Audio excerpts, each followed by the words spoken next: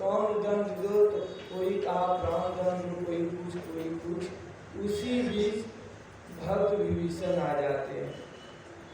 उन्होंने कहा कि भैया किसी का दूत को प्राण दंड देना यह राजा को शोभा नहीं देता है,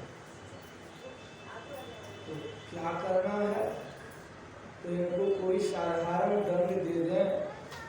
यह जब जाएगा अपने प्रभु के पास तो उनको भी लगेगा कि इनको दंड दिया है।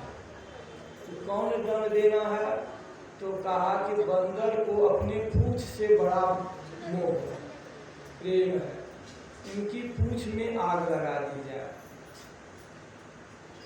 उनकी पूंछ में आग लगाना शुरू, मतलब लगाने की व्यवस्था की।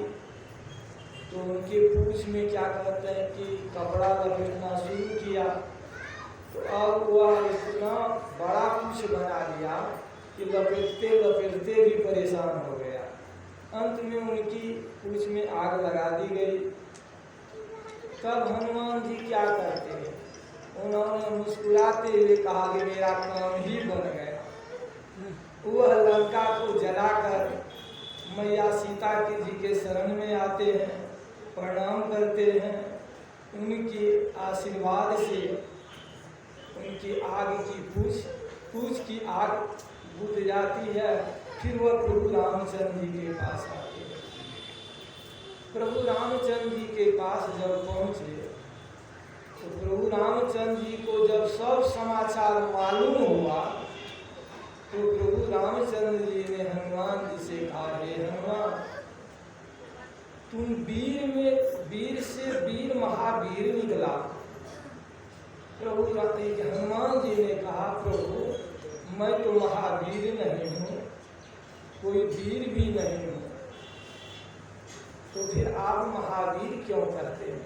हम महावीर नहीं हो, तुमको केवल इतना ही कहकर भेजा गया था, तू लंका जाओ, सीता जी की पता लगाकर आओ, बस इतना ही न कहा गया था। अशोक वाटिका को उजाड़ने के लिए तो नहीं कहा था, अक्षय कुमार को मारने के लिए तो नहीं कहा था, लंका जलाने के लिए तो नहीं कहा था। तुम वीर नहीं हो, वीर या वीर में वीर महावीर नहीं हो तो क्या हो? भक्त हनुमान ने कहा, हम लोग अगले दिन ही सुना है, जो वृक्ष में फल लगता है वह वृक्ष की डाली झुक जाती है। जो बहुत बड़े विद्वान हैं, सही माने में विद्या का ज्ञान है, तो वह झुका हुआ रहता है, यानी अपने आप को विद्वान नहीं समझते। जो सचमुच में साधना की प्रक्रिया में कुछ प्राप्त किए होते हैं, यानी भक्ति की रूहानी यात्रा में सफलता प्राप्त किए हुए रहते हैं, वे चुप रहते हैं, वे विशेष इधर उधर नहीं करते। तो उसी तरह हनुमान जी विनीत स्वर में कहा, प्रभु लंका तो मैंने नहीं जलाया, लंका कौन जलाया? इधर सब बानर भालू तो कह रहा है कि हनुमान जी लंका गया, अक्षय कुमार को मार दिया, अशोक वाटिका को उजाड़ दिया, लंका जला कर चले आया। अब तुम कहते हो कि मैं नहीं जलाया हूँ। हनुमान जी ने कहा, प्रभु सचमुच में मैं नहीं जलाया हूँ, तो कौन जलाया है? लंका जला है रावण के पाप से, सीता मैया की संताप से, भक्त विभीषण का जाप से मेरा बाप ने जलाया, मैं तो नहीं जलाया, मैं नहीं जलाया। तो भगवान ने कहा, तो बहुत होशियार हो, ठीक है। तब फिर भगवान श्री राम ने उनसे पूछा कि हनुमान, क्या किस तरह पूछते हैं भगवान? हमारे दिनकर बाबा तो बहुत सुंदर गला है, गाने का सब कला है, बहुत सुंदर गला है, गाने का कला है, तो गा के सुना देते हैं हमको, हम तो सब कुछ में ही है।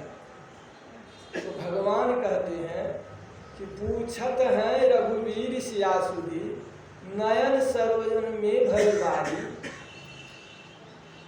तात कहो के ही भांति मिले मिथिलेश दुलारी।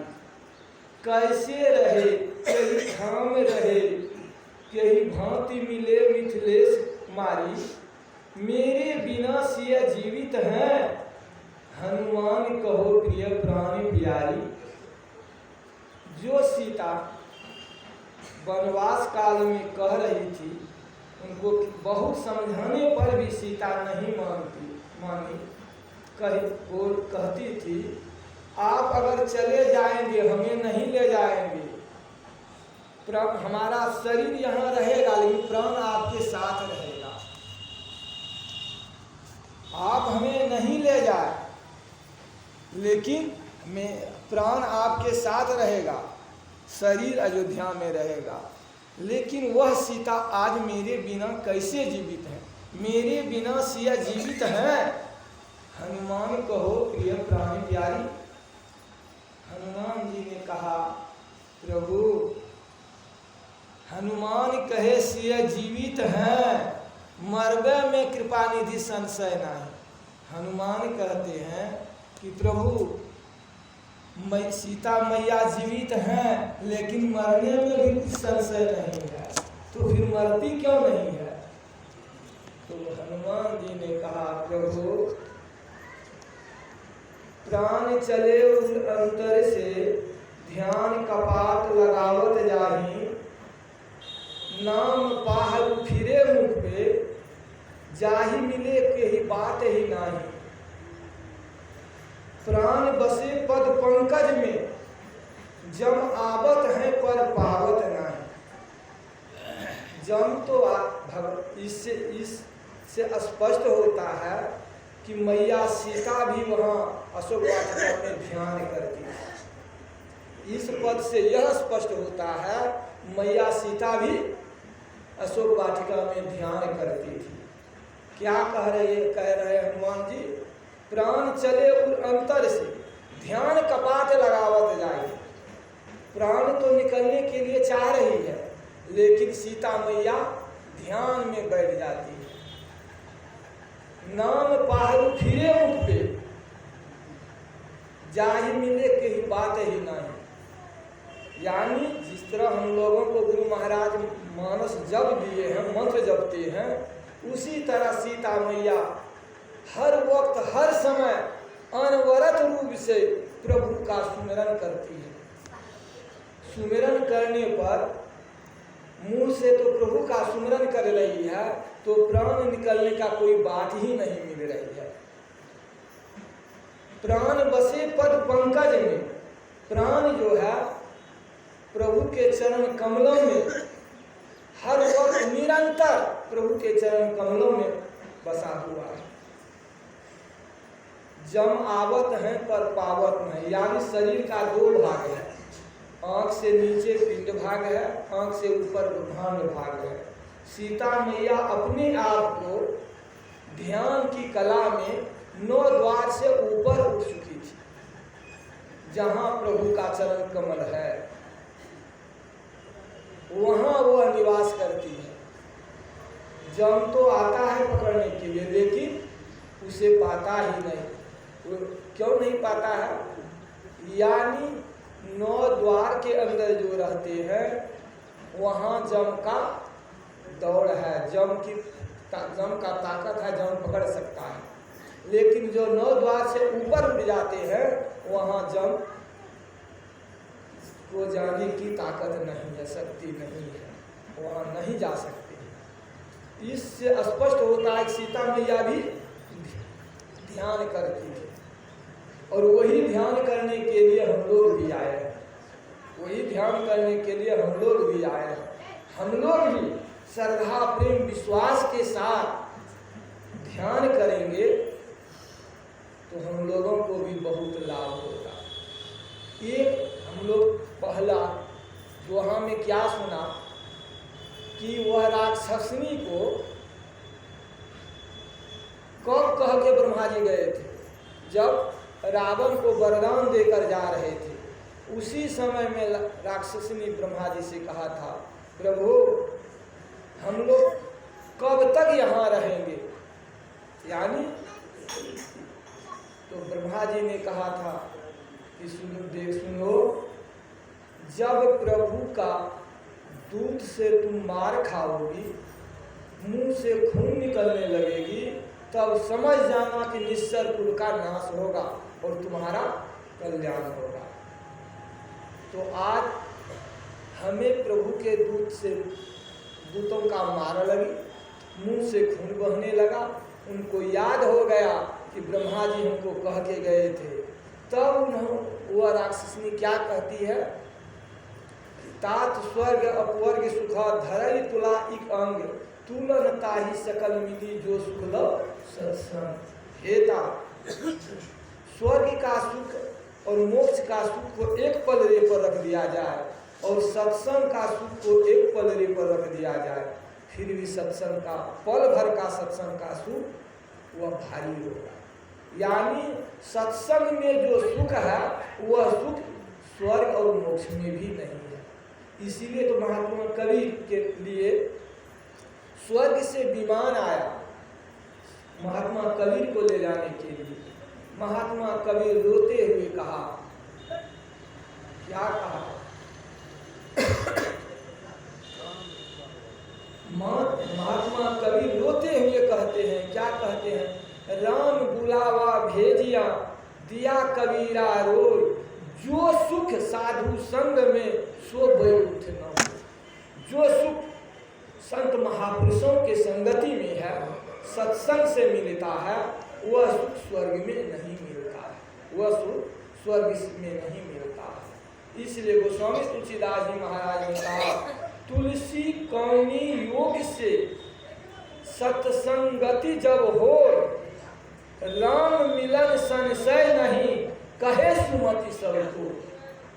गोस्वामी तुलसीदास जी महाराज ने कहा, मानव के जीवन में किसी भी बहाने सत्संग मिल गया तो समझिए उनको प्रभु मिलने में कुछ भी संशय नहीं है। प्रभु मिलने में उनको किसी तरह का संशय नहीं है।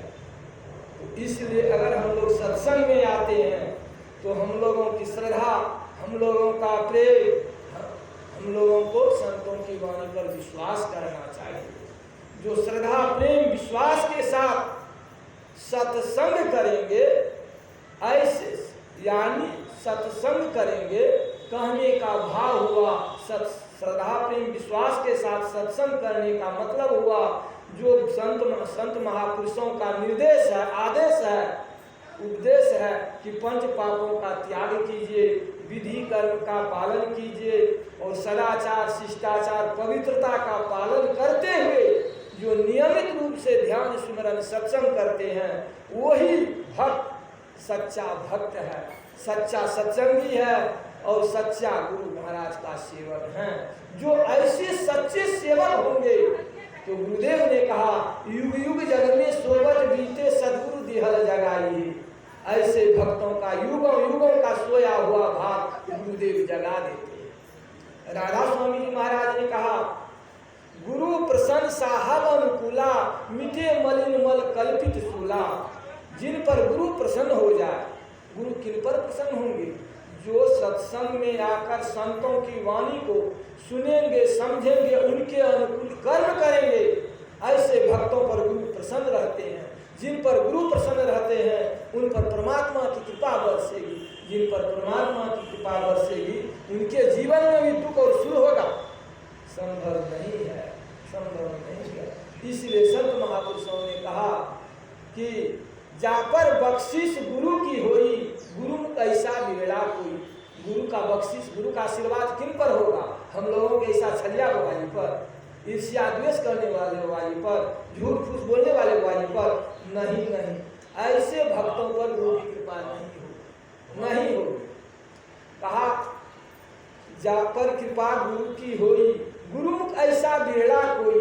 ऐसे कोई गुरुमुखी होते हैं जो गुरु की वाणी पर विश्वास करते हैं, संत महापुरुषों की वाणी पर विश्वास करते हैं और उनके अनुकूल चलते हैं। जो चलेंगे उनके संबंध में कहा कि गुरु ऐसा बिरला कोई, राधा स्वामी कहे बनाए, सेवक को गुरु दिया जगा।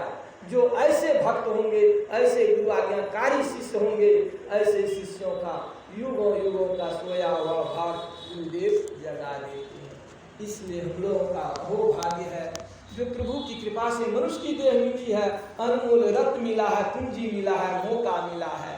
संत महापुरुषों की वाणी पर विश्वास कीजिए कि जो कहा तुलसी कौने योग से सत्संगति जब हो, किसी भी बहाने अगर सत्संग में आ गए, संतों की वाणी पर विश्वास किया और उनके अनुकूल चलेंगे, चलते जो कोई हैं उनके भक्त, ऐसे भक्तों के संबंध में कहा कि राम मिलन संशय नहीं कहे सुमति सब कोई, उनको परमात्मा मिलने में कुछ भी संशय नहीं। एक दिन अपने आप को परमात्मा का साक्षात्कार कर सदा के लिए सुखी हो जाएंगे, जिस सुख के बाद फिर दुख में आना नहीं पड़ेगा। बोलिए प्रेम से।